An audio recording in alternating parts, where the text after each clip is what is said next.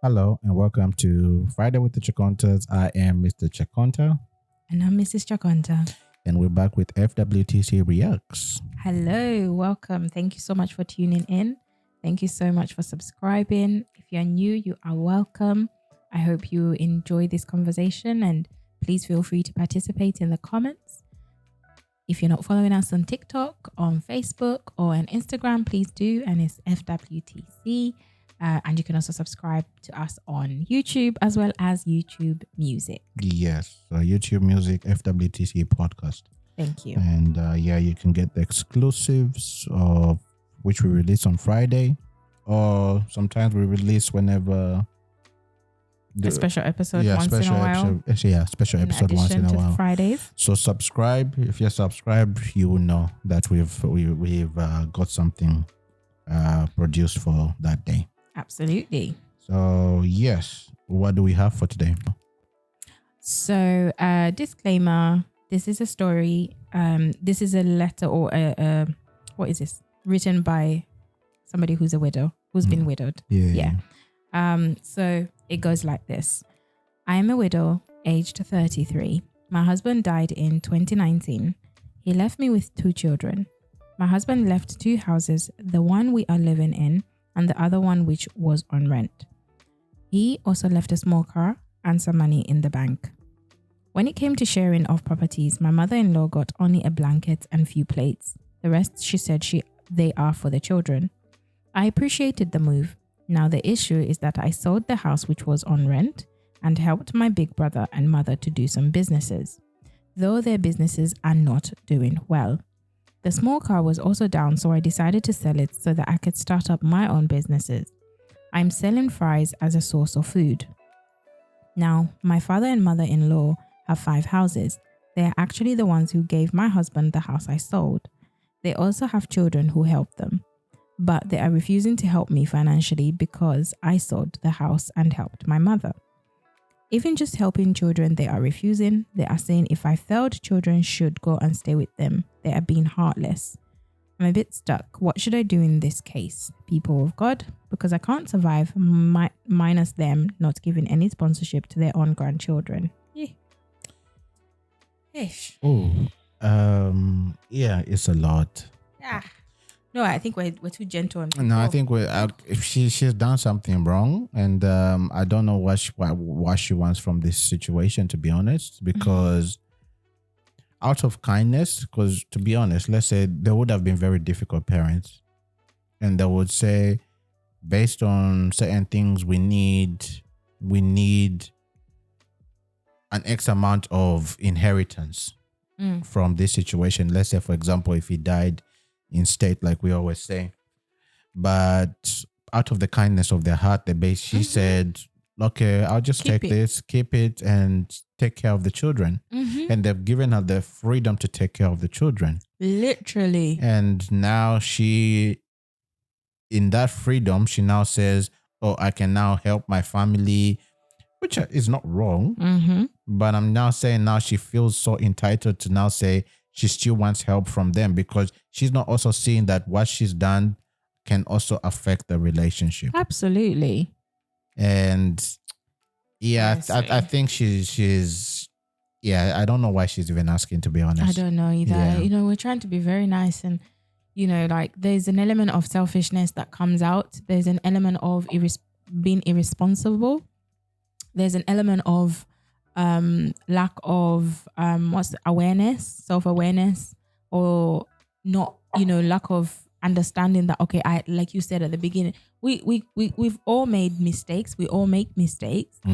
Especially people in business. We've all, it's very common to try a business and it hasn't worked, and then you have to try again, and that's part of business. But you need to understand that you've tried something and it hasn't worked. And I think here there's a lot of lack and not appreciation. I mean, like you said, the mother-in-law could have said, no, that house, we need to share it. And it was given to, they gave it to the son, and they could have literally just said, we want it back. Yeah. But no, they understood their assignment. And I feel like she is they're like, okay, there's a house they're living in, and they need a stable source of income, at least to be helping them every every month. And a house is a good investment. There's nothing wrong with helping your family, but at what cost? And I think sometimes people don't realize that sometimes, because I think it's really we don't know the family dynamics, and maybe her mother and her brother were really struggling in life, and selling this house seemed like the best move.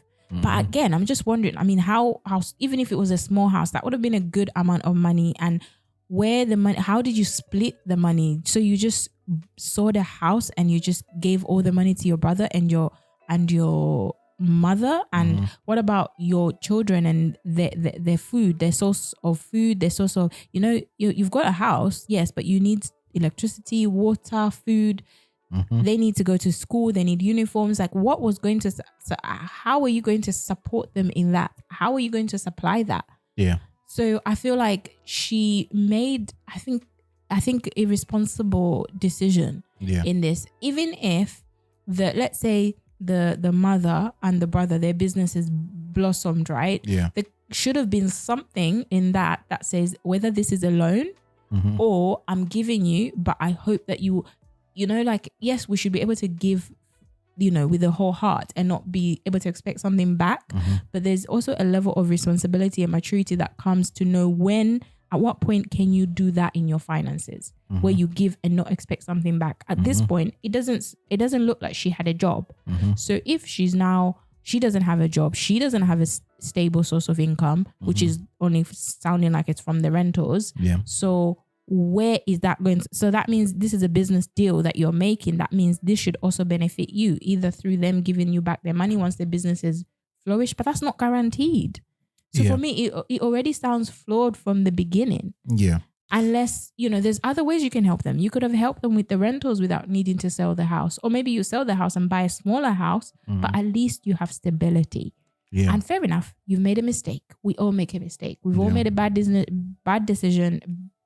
But rather than humbling yourself, it doesn't sound like she's humbling herself. It's almost like she's entitled, because it's a bit similar to that story that we did where she was receiving 6,000 rands from her baby daddy because it sounded like he earns a lot of money. And because they've got 5 houses, they should just help you anyhow. No, it's your children. It's your responsibility. You are better off.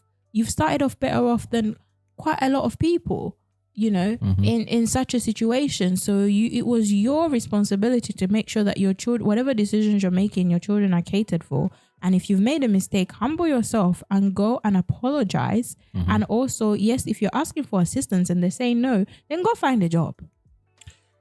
I understand where you're coming from. Well, she is working, to be fair. She says she's working and she's making fries, and she just has to stick with it.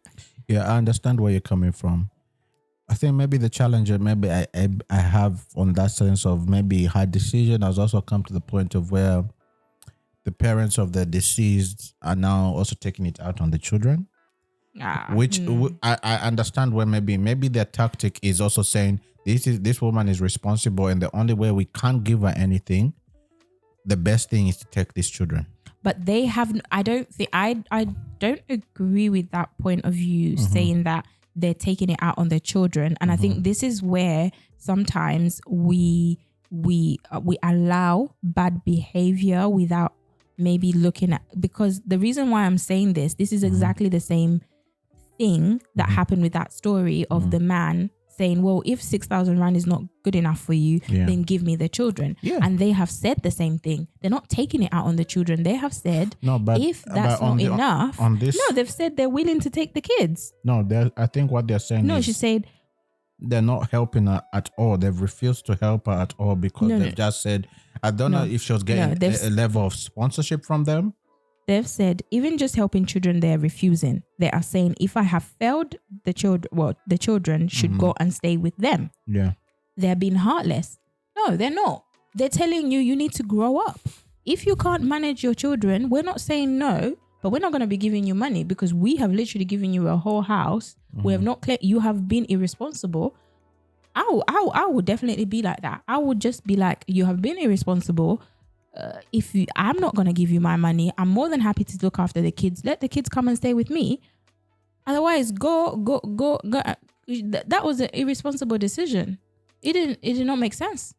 I agree with what you're saying. But that doesn't mean now because you've made an irresponsible decision, I'm taking it out of it. No, I'm telling you how I want to help you. So don't force my hand to help you how you want to be helped. You're the one who's asking for help. And I'm telling you, I'm not giving you any money. I'm not giving you any money to help you feed the kids. However, if the kids are struggling, bring them. I will keep them in my house and I will look after them. The decision is yours. If you're really struggling as a mother and you really feel like your children are starving in the house, then as a mother, then you will have to either go up, make money, or take the children somewhere where they can be fed. What if she goes on the side of where she says, I'm not going to let my children go? So then she is making a responsible decision as a responsible mother, but she should not put that on somebody else and make it look like they've refused to help her. I'm not saying that she's putting on that on somebody else, but the issue is, regardless, a decision will affect somebody.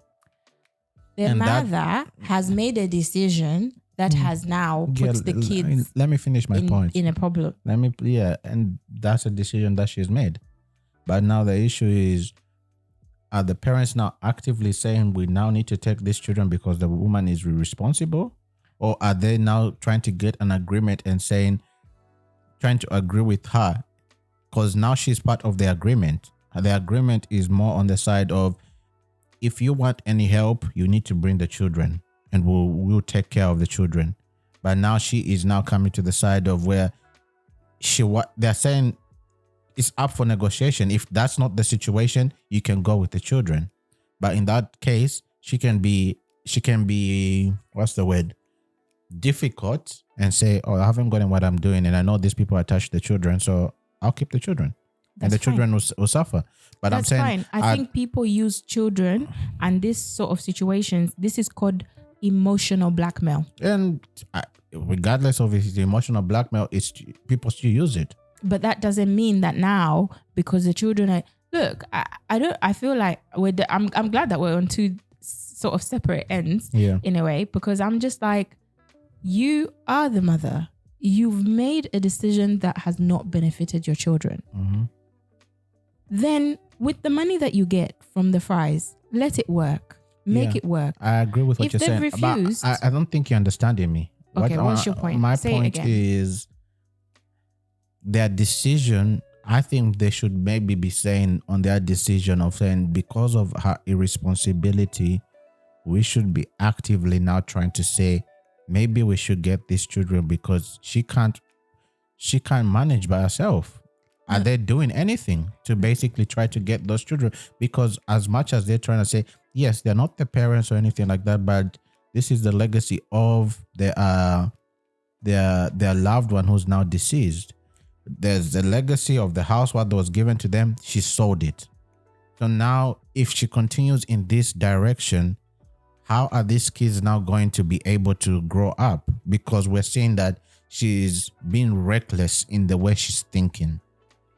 And in that recklessness, these children will be at a disadvantage. Is this what our loved one would want his children to be now living in this direction? I'm not saying that when she's asking for something, she should be given. That's not my agreement here. My argument, sorry. That is a point, but that's not the point that's been raised. But that is a point to look at, because it all depends on, because the thing that she has said is they are refusing to help me financially. So it suggests that in other ways, maybe they are present. It suggests that they're present and they're active in the grandchildren's lives. They're just refusing to help her financially.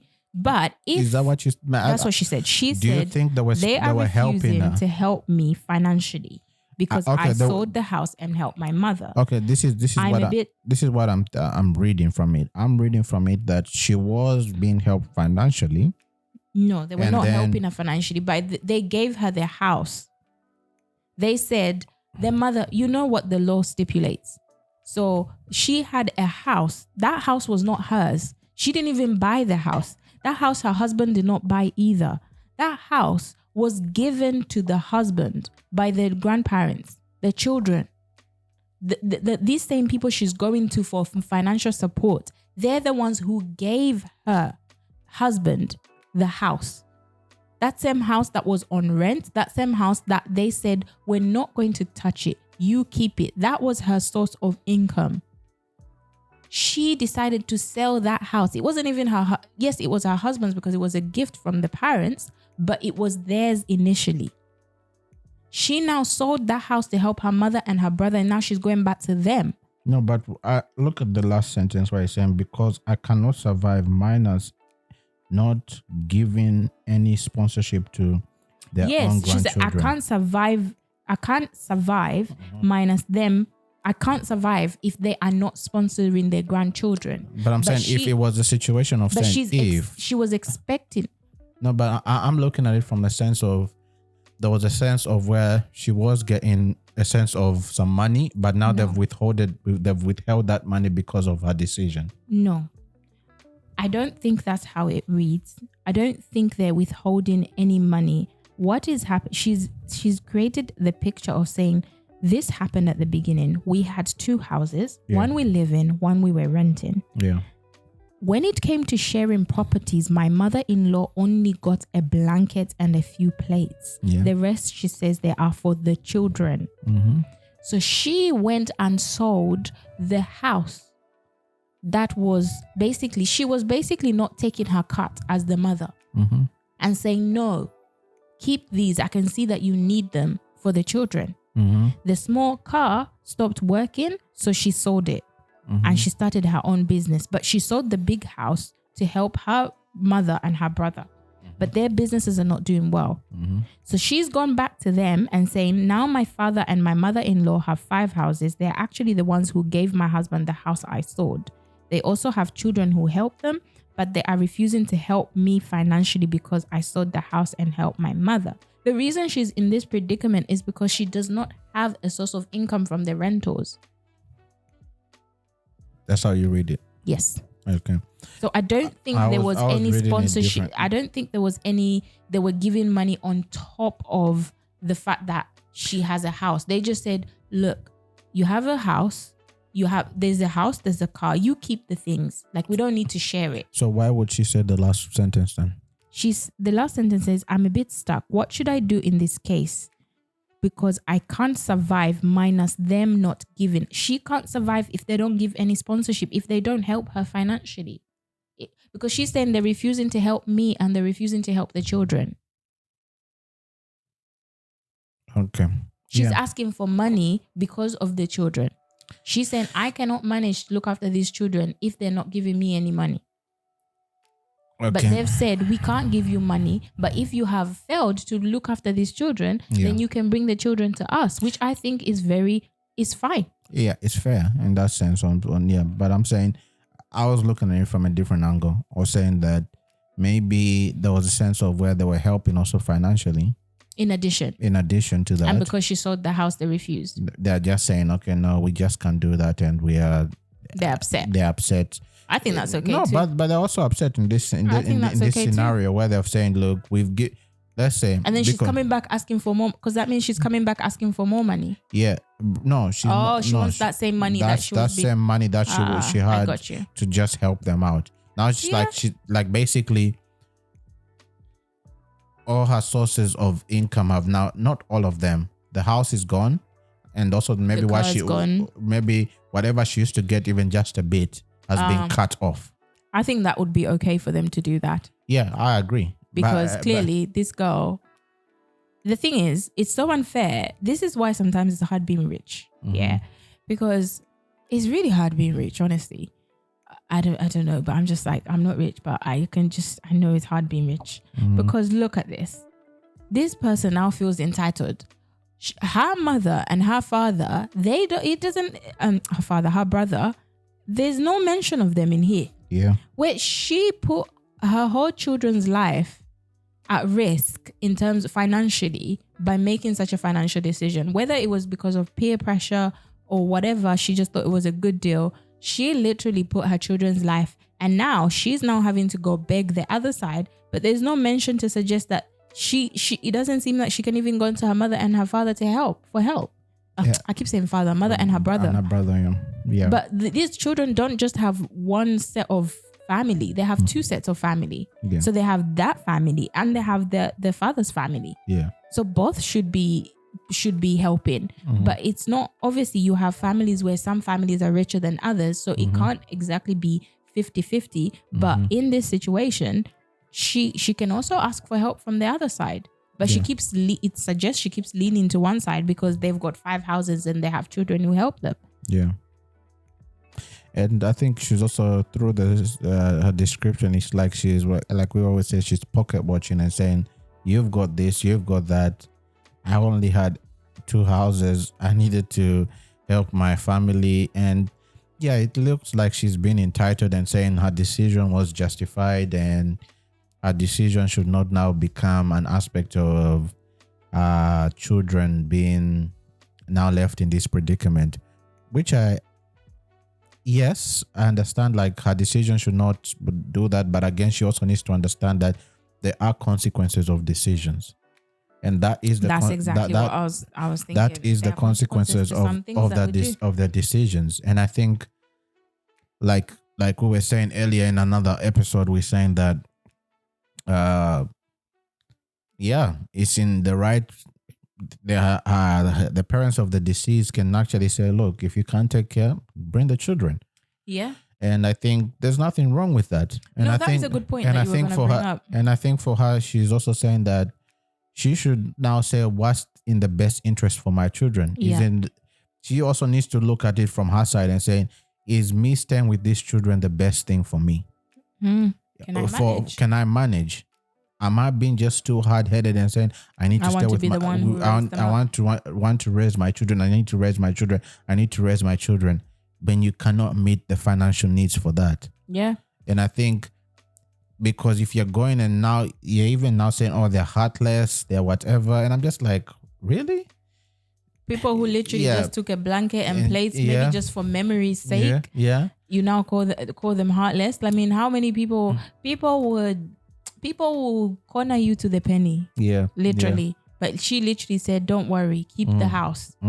Keep the 2 houses. You didn't even have 1 house. That was 2 houses that she could have gotten a cut from. Yeah. Plus the car, plus other things that they would have, as parents, they were entitled to a percentage of. Yeah. And I think that's why we always say, like, from the other stories we're saying that, like, look, we made a podcast earlier that we were saying, like, about that man who was asking to be on the title deeds. And also we've also the other saying of where somebody passed on and left the responsibility of whatever they had to their parent, to their, who was the stepfather, yeah. And now I also say now, like, also on this decision, we also sometimes you also have to be wise and say, my wife is a spender. You can't make a decision just on the basis of, oh, my family need this, and you're now putting your children in danger. For real. And I think sometimes, it can be a mistake. I agree, and saying, like, look, maybe they miscalculated, but this is the cost of whatever. You cannot put your family at risk on this situation because you are saying, and I think it's also sometimes there is a level of where for her, while I was thinking in that direction, saying that she can be so relaxed because she's getting maybe a bit of money on that side to actually feel like she can make this decision. That's true. Maybe because she feels like, okay, I'm still getting some money from the other side. I can make it work. I can make it work. Works, I can add on an ABCD. And I think for that, that's called greed. Yeah. And I think for her, it's like you're not also seeing on the other side how you selling something that was for the deceased will be viewed on the other side. Yeah, that's quite insensitive. And if you wanted to sell it, why don't you just say, okay, I need some money. Can you sell it to the same people? And say, okay, I want to sell this house because I need some money in ABCD. Sell it to them because maybe they've got a personal attachment to it. And if they can buy it, at least go talk to them before you selling it. And then now you come and everything has gone in a different direction. And I think that would have been the wisest thing to do if she was really adamant on wanting to sell it and go into a different direction. It's true. At least it gave a level of respect and also understanding that this was actually a gift that was given to him. Yeah. But And then they left it for the children. And I think they were happy to even leave it because they're thinking our grandchildren will benefit from this somehow. Whether, through education, and even if something was to happen to her, or even something was to happen to grandchildren, the grandparents, they will have something tangible that they could use for their future. But there was a point that you were, I think, alluding to before when you were saying that should they take their children, because then the children are the ones who end up being stuck in the middle. Yeah. So I get what you're saying. I think if the children are in danger, if let's say it's pride that is, because I get there's different elements. Remember, like how sometimes people want money for luxuries. So is this this business that she has actually enough for her to feed her children? And because she, at the moment, her expenses are not as much as the norm because they already have a house. So it's just bills and food and stuff. So does she have enough, or does she genuinely need more? Is it because she just used to a certain lifestyle that she wants more money? Or can she live on what she has? And if she genuinely can't, and the children are in danger, then like in danger in the sense of they're not eating, they're not well clothed, they're malnourished, they're not, they're not living well. Then I think in that situation, I think it is within the right for them to say, look, we're worried, as in the grandparents to say, we're worried about the well-being of the children. We don't trust this woman basically to give her money because this is the evidence, and we would like to take custody of the children. I think if the children are not well looked after, they are, it would be great actually for them to take custody of the children to look after them if she cannot look after the children. Yeah, but she's actually said that she can't. Well, then what you said, then this is where they have to think about. It would be nice so that the children don't get left in the middle. Yeah. And I think that's what I would do personally. And I think maybe some people look at it and they'll look at it as in a strange way. Like maybe if you're listening from a different culture, or let's say the UK, and saying, okay, can people actually do this? The challenge maybe in the UK you can basically raise a safeguarding. If anything, it's even better here. Because you don't even have to go tell. You can literally, as a family, raise a safeguarding and inform social services and say, I'm really worried about the welfare of these children. They're not well fed. They're not looked after, blah, blah, blah. And this woman is not responsible financially. I don't think she can look after the kids. You can. You can do that. Yeah. Yeah. But I think, I agree with that. Maybe. I didn't know on those situations. But I think maybe like on the other side, what I was trying to also say, like maybe some people would like, okay, but why would she be asking for money or something like that? What do you mean? From her in-laws or something like that? Because maybe here. In that sense, because here we've got social safety. So we've got like safety nets. Yeah, we've got like government sort of funds. Yeah, and hence why I think maybe we don't have it in that. Unless maybe the finances will be there, but then you sometimes have men or women or parents who misuse that finances. And they use it for other things instead of actually buying food for children. Yeah. So no, you're right actually. Yeah. So maybe some people will find that is weird. No, we don't have that social services kind of thing in Zambia. Nets. Yeah. And in terms of if you're not managing financially, there isn't much help from the government. Like you don't get benefits. It was the word I was looking for. Yeah. You don't get benefits. Yeah. And so on that sense, I think the best thing is she should actually really consider this and actually say, look, if I can't take care of the children, at least there's an option. Yeah, I think it's something. It's a hard pill to swallow. Yeah, I think a lot of us women would not want to take that option for multiple reasons, and also you don't want to feel like you failed to raise. And the way she said it, they said if you have failed, and if anyone says something to you in that way, there's a fire that just comes out in our spirit. Like if someone says, well, if you failed to do it, then we will do it. It's just like, I didn't say I failed. And I'm not going to tell these people that I failed. I'm going to prove these people that I haven't failed. But she like said no something. one likes to hear that phrase, like if you have failed. But she said that she won't survive. I know, but she doesn't want to hear the word failure. Even if you failed a test, you don't want to hear that you failed. You know you've got a test and you've got an F. Do you like to see the F? No, but you know you failed. So let us know what you guys think about this story, because it's really interesting. now get into some comments and just see what the other people are saying. So what are some comments people have said? Oh, I thought you had some. I've got does not matter what they'll do for you unless you choose to be more responsible, you still land yourself into problems. That's a good point. Because they could just be giving her money. But what have you actually acknowledged where you went wrong so that things can be better in future? You need serious reorientation. You're not their responsibility. Your family should own up and help you. Stop using your children to hold them to ransom. If you're unable to take care of your children, go and ask for help from them. Or better still, let them keep your children. You seem irresponsible. Sounds harsh, but your sense of entitlement is beyond understanding. Yep. Wow. I agree with that. And then why do some women think or do things like this? Between my children and mother, I would definitely secure my children's future. Yeah. You should even thank God your in-laws are very good people. Let your children go and live with your in-laws. They mean well for their children. You're not stable. I agree with that because I think even just the way she was saying they're heartless and everything like that, it breeds a level of entitlement. Yeah, any other ones? In her view, brother and mother take precedence over her biological children. Take the children to their grandparents who mean well. May the Lord God bless both the grandparents and their grandchildren. The other one says, learn to appreciate you remained with 2 houses, of which they were your children's inheritance. But you decided to sell one in the name of helping your family. Again, you want the same people who left you with everything to start helping you. Mama, you are heartless. Find something to do. You are still energetic. Yeah, and I think I agree with that because she's deeming them heartless when I think what she did was more heartless in the sense of she thought of her mother and father, like her mother and brother, like the other comment said. It seems as if her biological family had more precedence than her own children. And now it has come back to bite her. Which is something that, it's sad. Yeah. Any other comments on that? I like this one because I was thinking about it before. It said, okay, listen, I will not be judgmental.